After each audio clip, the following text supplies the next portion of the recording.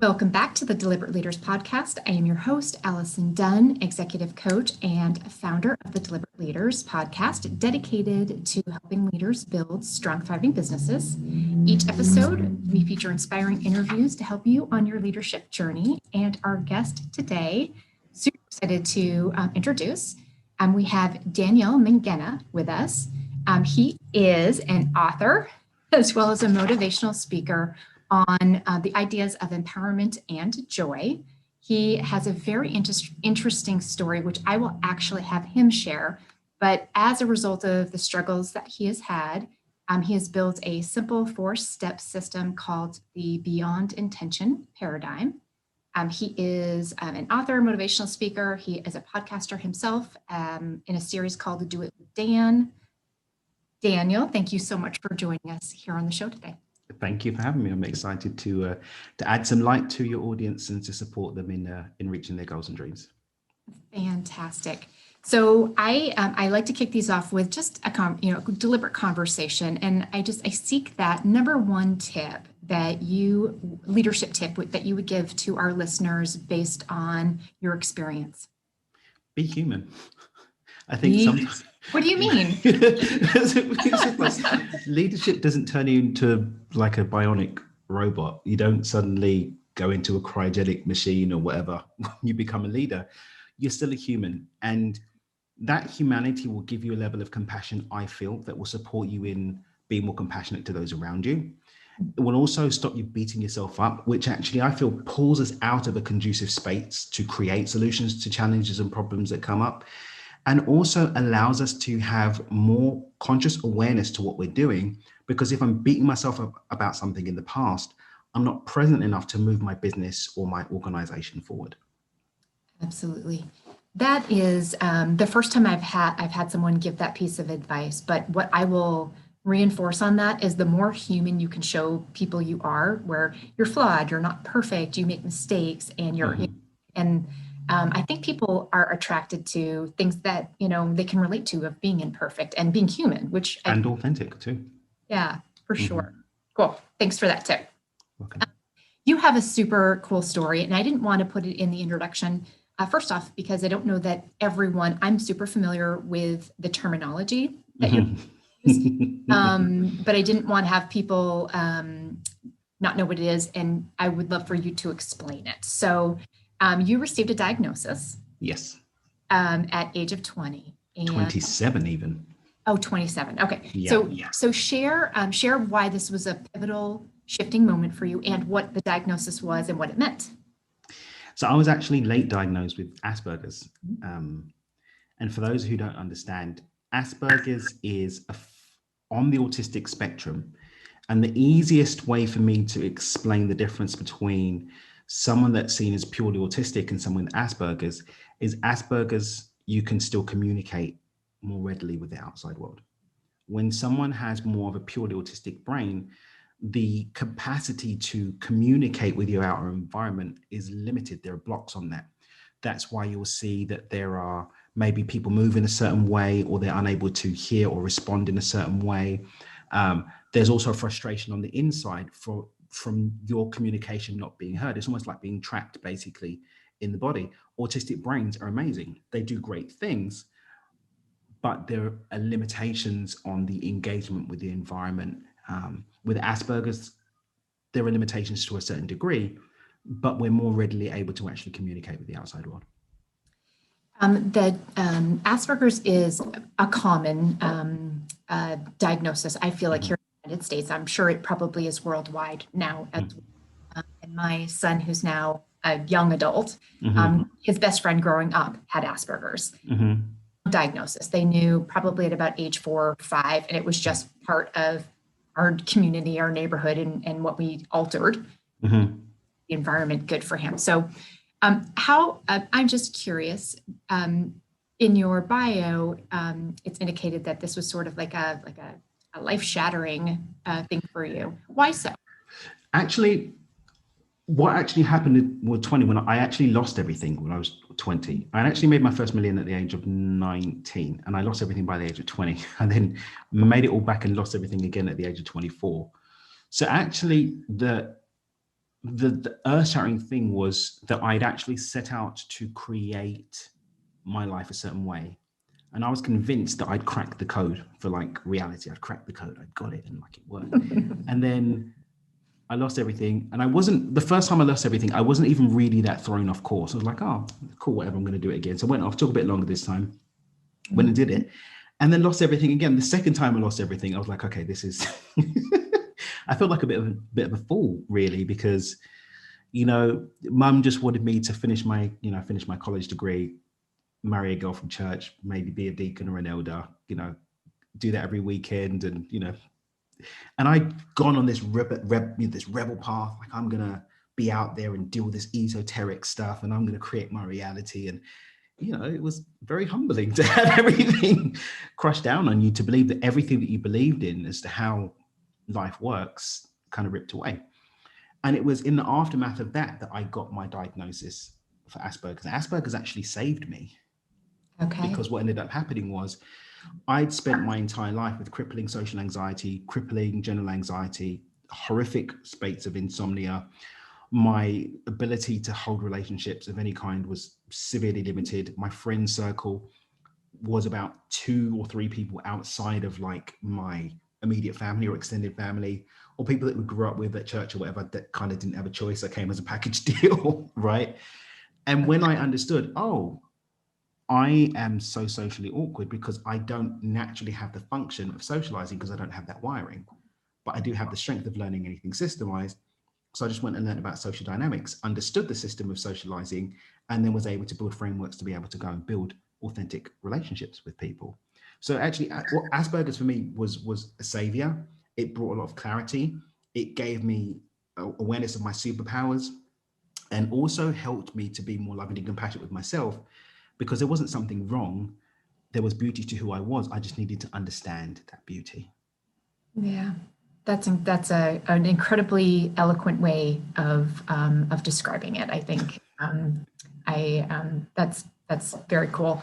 I know that my listeners are going to be super curious. I know it's just part of your story. It doesn't define who you are, but a millionaire by 19, that's pretty cool. What were you doing? Okay. So I had set up a business with some, well, no, let me put this right. My friend's brother and I set up a business doing electronics distribution. He then brought in some of his friends, and before you knew it, there was about 20 people that were doing electronics distribution. We were wholesaling cars, we were wholesaling food products, we were doing real estate, we're doing all of this stuff, which is great, except we didn't have any of the right licensing for how we'd set up. We didn't have any of the right licensing. And then it just all ended up getting pulled away. There was like a massive investigation and all of this. It was just a really, really, really, really messy thing. And again, you know, this is one of the things that was so crushing for me at the time, because I'd arrogantly gone into this world of entrepreneurship like I knew my stuff. Like, dude, you'd done 1 year of college, you hadn't seen life, like you didn't know anything about the world. But because I'd learned this great information about creating reality, I didn't understand that just having information without experience, without mentorship, without counsel, without guidance, without the capacity emotionally to hold all of these things, is always going to end up as a mess. And this is part of the foundation that's brought me to where I am today, you know, some best part of 20 years later, having gone through all of these experiences and learned all of these pieces must come together in order for me to create an outcome. And it's what I call alignment, understanding that for me to have an outcome, it doesn't matter how clever I am if I don't have emotional intelligence. It doesn't matter how mentally intelligent I am if I don't have the will to move forward or have the right strategies and the right knowledge of the systems, the physical systems that have to be in place for success. I learned the hard way. And now I get to share those experiences and what people can learn from them in their own life to move forward and have success.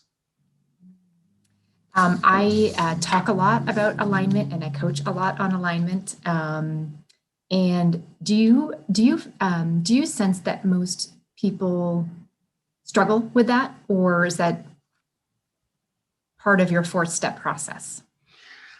Do you know what? I wouldn't even say it's so much as struggling as not even having an awareness Okay. of the importance of it.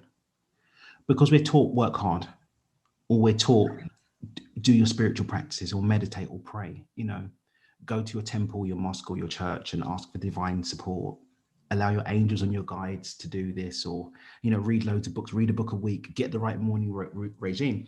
We're given like these little singular hacks, and I love to look at them as just pieces of an overall puzzle. Sometimes someone will get that morning regime and they'll find their success, but that's because they're taking care of everything else. Or you'll get that magical affirmation and things turn overnight, but that's because you've done the other. Or you'll get that winning strategy, or that one opportunity to speak on that one stage, or have that one article, but that's because everything else has been taken care of.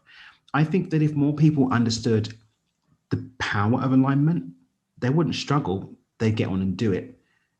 And if they understood alignment, they'd understand that even if there were areas of struggle, it's just about getting the right support to get over those humps and to make the alignment happen. I feel there's a call more for awareness to alignment. It's so great to hear someone else preaching the gospel of alignment, and that we're not one-dimensional beings. We exist on so many levels. One of the things that you speak about is microshifting. Mm-hmm. Can you tell me about how to do that and how to empower people to do it? Sure. Microshifting it comprises of a few different ideas. First of all, baby steps. One of the powers of baby steps is if I'm baby stepping, I don't have the same resistance levels. A lot of the time we hit resistance because we hit a brick wall from jumping too far. Like, oh my God, it's too big a leap. Versus taking the elephant down in bites, right? Oh my God, I can't put the elephant in my mouth. I'm going to starve. No, you can have it a bite at a time, right? There's also intentionality with microshifting, because all of those baby steps are moving towards a specific outcome. There's consistency because it's about consistently doing it. But the power really, I feel, comes in what I call minimum deliverables. Allowing those baby steps to be as small as they need to be. No matter how seemingly insignificant it is, no movement is insignificant if it's made in the direction of a consciously chosen outcome. It's made consistently and over time. If I do that, I'm always going to get where I'm going.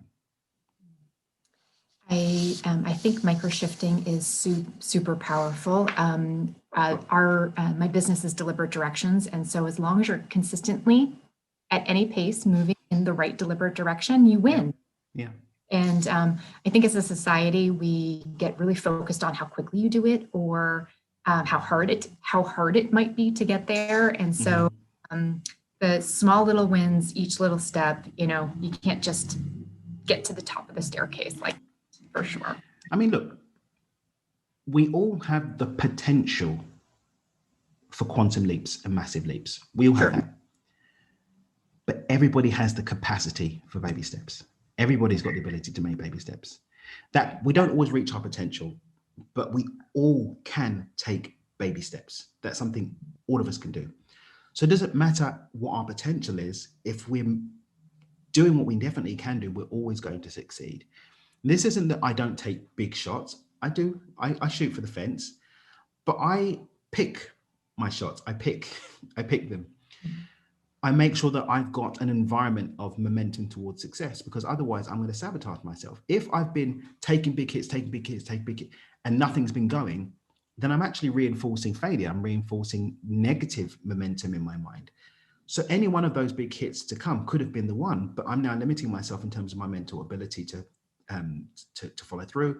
I'm going to have doubt and anxiety. My emotional capacity is going to be limited, versus building a conducive environment through microshifts and then picking those hits for the big shot.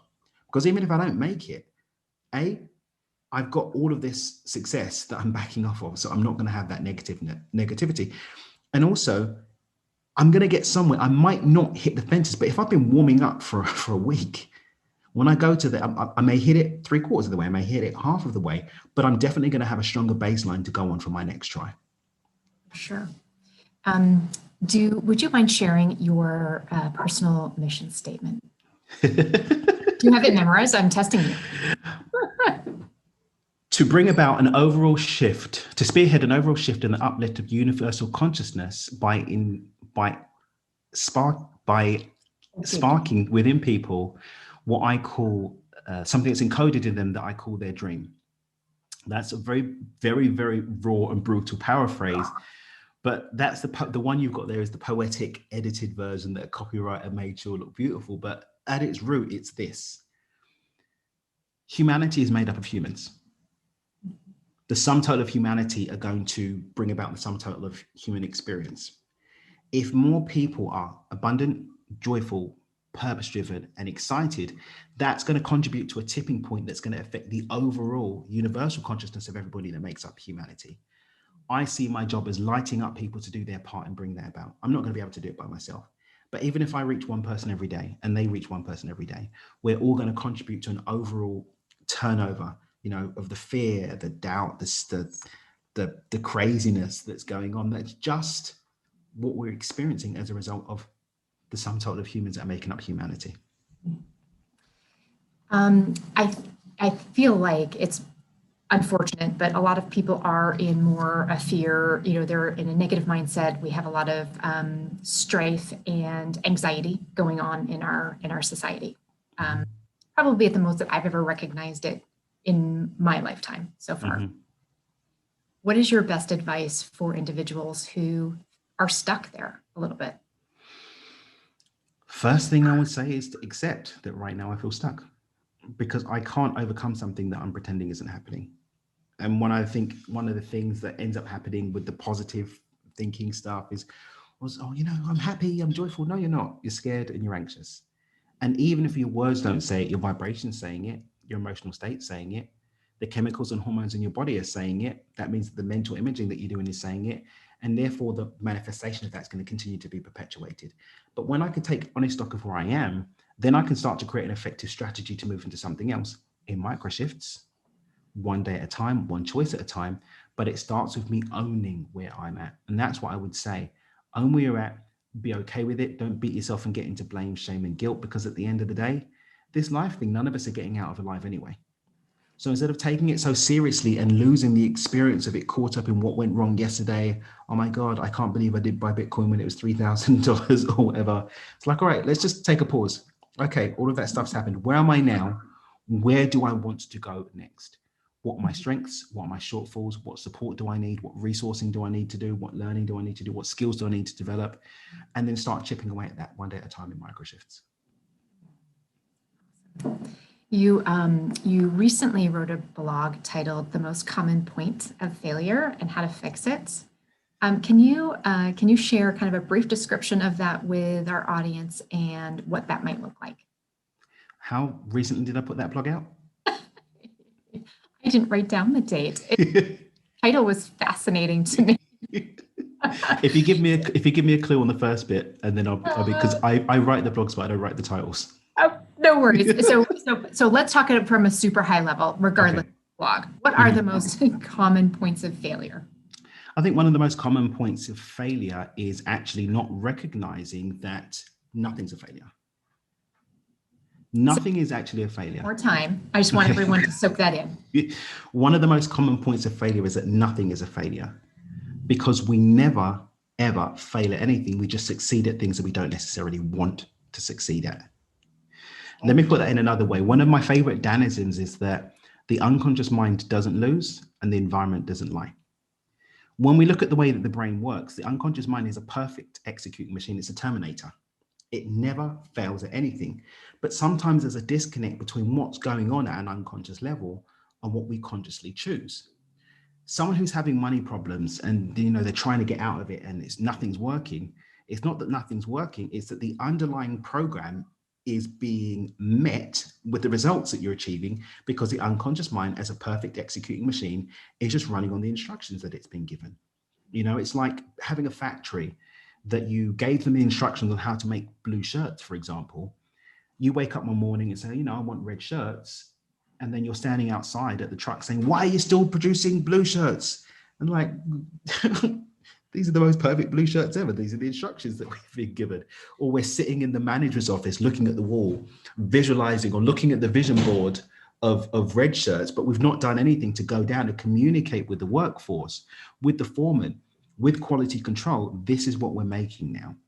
So what I invite people to do is, instead of beating themselves up about the failure of having blue shirts instead of red shirts, recognize I'm getting what I want at some level, and start to develop a relationship with myself and how I work in a level so that I can communicate the new instructions and start to move towards having that new outcome.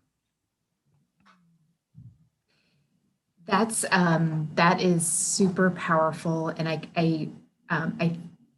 so what would be the first step, I guess, in trying to be able to, one, identify it, and then recognize how do you actually make the shift? So can you take me into a second step on that? So I would say, look, the environment doesn't lie.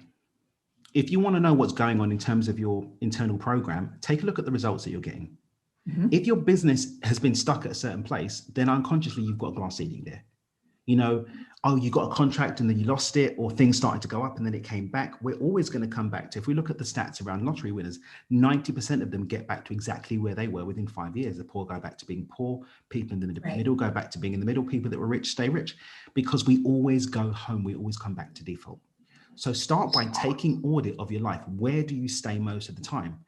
People that are looking at relationships, it's a different person, but it's the same person every time until you do something different. The universal law of subconscious momentum says that that pattern of causation is going to keep giving effects until we disrupt it and introduce a new one.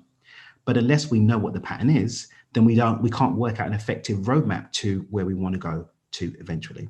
So take a look at your environment, what your results are most of the time. You know, when I'm working with people around financial abundance, I get them to write down their soft edge, where they're at financially 80% of the time, not on payday, but most of the time, where are you? That's going to give you an idea of your wealth thermostat. Look at the sales in your business. Where are you most of the time? You might have a good year, but where do you come back to in general? What's the medium, right? That's going to give you the environment. That's going to give you a clue as to what's going on for the program. Now, if that isn't what you want it to be, then there's some work to be done in stretching that edge. That might mean getting an effective coach.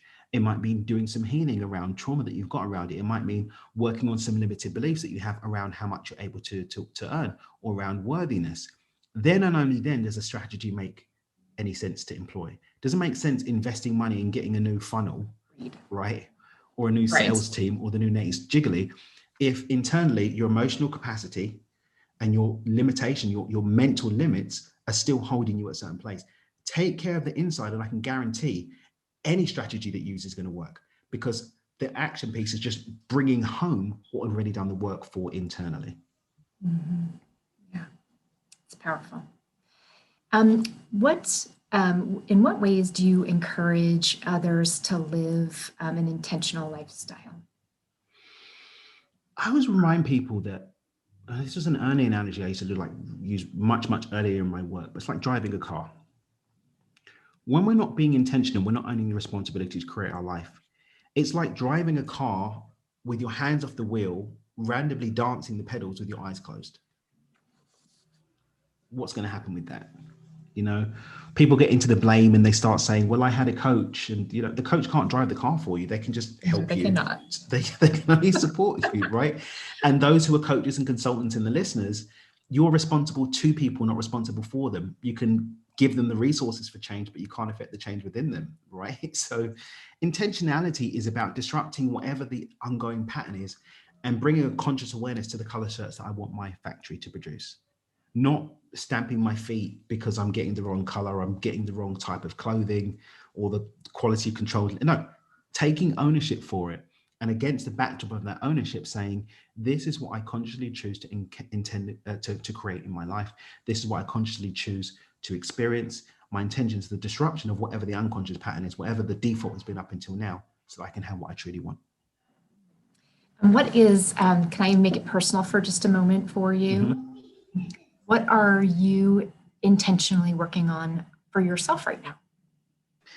Well, I've just had a baby. My son is congratulations. Thank you. In 11 days, he's going to be 2 months old.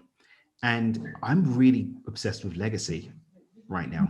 Like, I've got nephews and nieces, and I've also, the family name or whatever. But I'm looking at, like, he is my legacy. Yeah. That is what's going to carry on of me. And also, it's going to be the perfect reflection of what I'm doing internally. So I've actually got immediate feedback loop, because children are just sponges. Like, I see Ethan now, like I can see him like just looking up.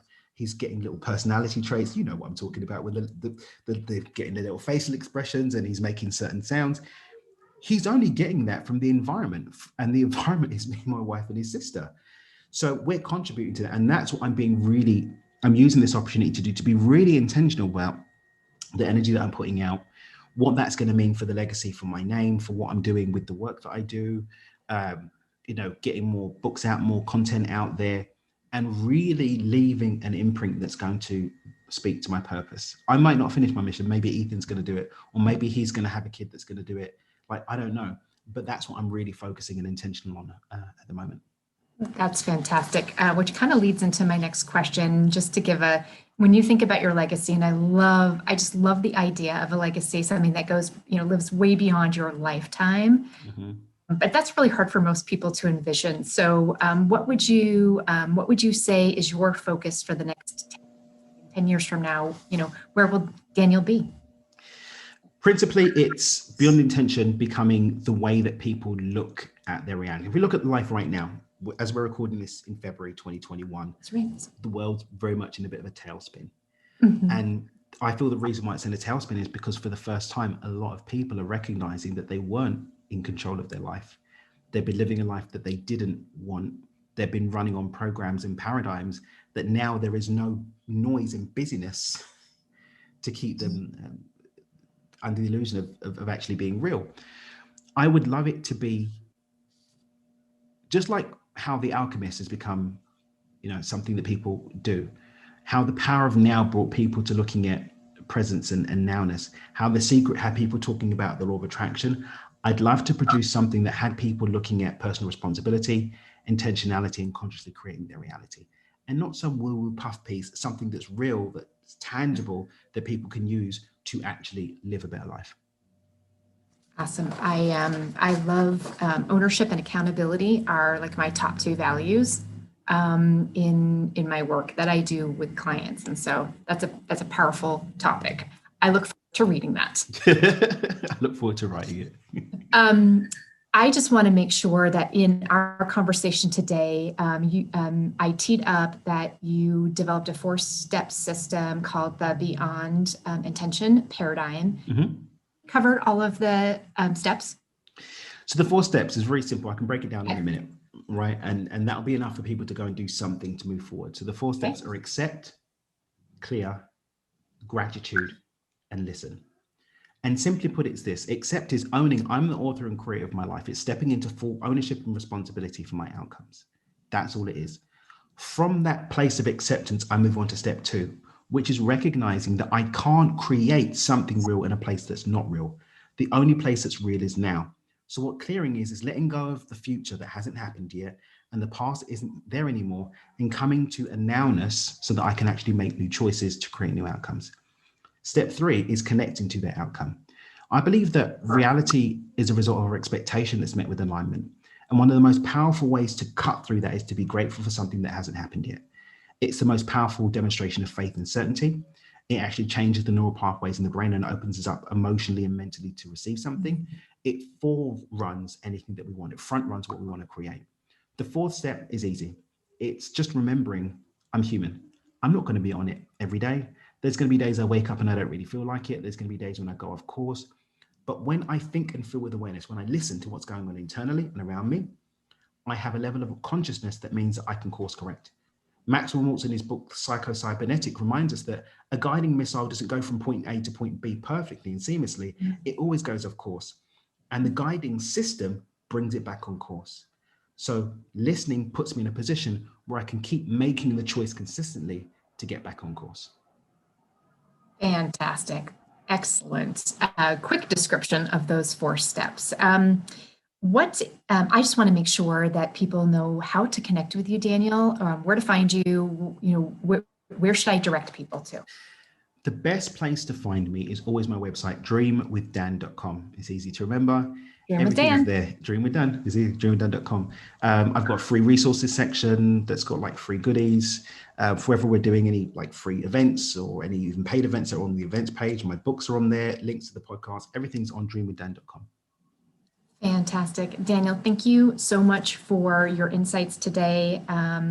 I love what your mission is about. Congratulations on your legacy development over the year. And I look forward to reading your book on ownership and accountability and responsibility. That's very cool. Thank you so much for having me. And I just want to encourage anyone from the Dreamer community that are listening to this, be sure, especially if you're in entrepreneurship, to check out the podcast, subscribe, and rate and review it too. Fantastic. Thank you.